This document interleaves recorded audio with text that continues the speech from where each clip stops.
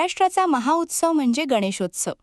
सप्टेंबरच्या 14 तारखेला यंदा घरोघरी आणि सार्वजनिक ठिकाणी गणेश मूर्ती स्थापन होतील.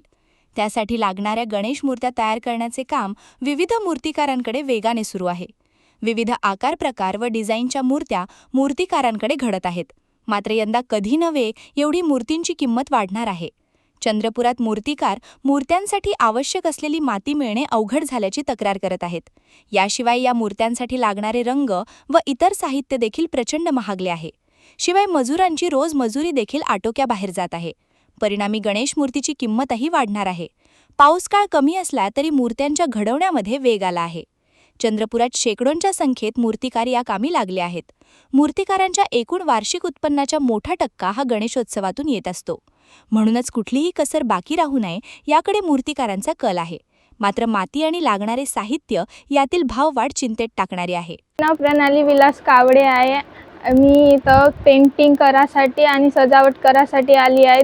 5 वर्षापासून मी करत आहे आणि कान्होबे देवी सगळ्याच प्रकारचे मिळून जाते इथं देवी.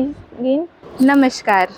सागर मूर्तिकार हे आमचे गणपतीचे पेंडाल आहे, जिथे आम्ही 20-30 मागील 30 वर्षापासून म्हणजे आजोपंजोबापासून आम्ही मातीच्या मूर्त्या साकारत आहोत.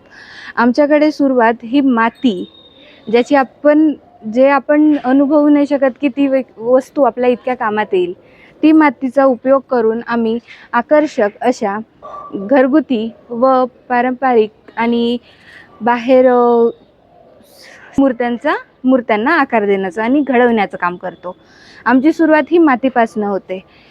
माती आधी भिजवले जाते, भिजवून मग त्याला छान मळवून 2-3 दिवसाचं प्रोसिजर असते. आम्ही या गोष्टीसाठी 6 महिन्या आधीपासून लागतो, जेणेकरून तुम्ही मूर्ती विराजमान करता त्या दिवशी तुम्हाला आकर्षक व सुंदर मूर्ती आमच्या हातनं मिळावी म्हणून आम्ही परिपूर्ण प्रयत्न करतो.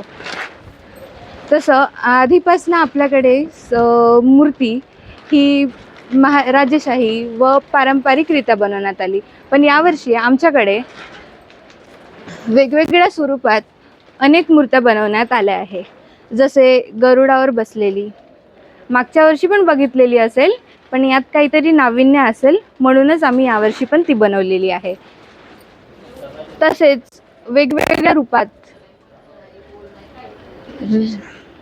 राजांच्या रूपात तर मूर्ती कायमस्वरूपी आकर्षितच असते, म्हणून सर्वात जास्त मागणी ही त्या स्वरूपाला दिली जाते.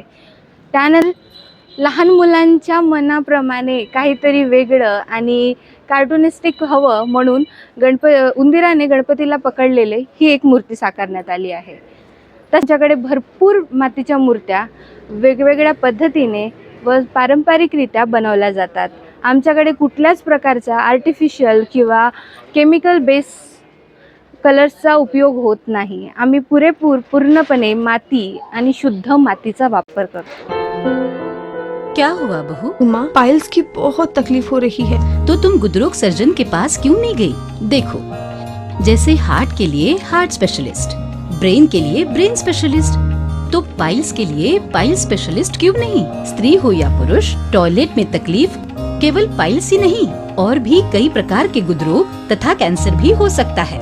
इसीलिए इसकी प्रत्यक्ष जांच जरूरी है. ठीक है माँ, पर जांच के लिए हम जाएंगे कहाँ? वही काले आयुर्वेदिक पाइल्स हॉस्पिटल में. लेकिन माँ, प्रेगनेंसी में पाइल्स की दवाइयाँ? प्रेगनेंसी में आयुर्वेदिक दवाइयाँ सुरक्षित होती है. जनहित में जारी. काले आयुर्वेदिक पाइल्स हॉस्पिटल, औषधि चिकित्सा तथा सर्जरी ट्रीटमेंट उपलब्ध. हमारा पता उमरेड रोड, दिघौरी बस स्टॉप के पास, नागपुर. अधिक जानकारी के लिए वेबसाइट पर जाएं kalepileshospital.com.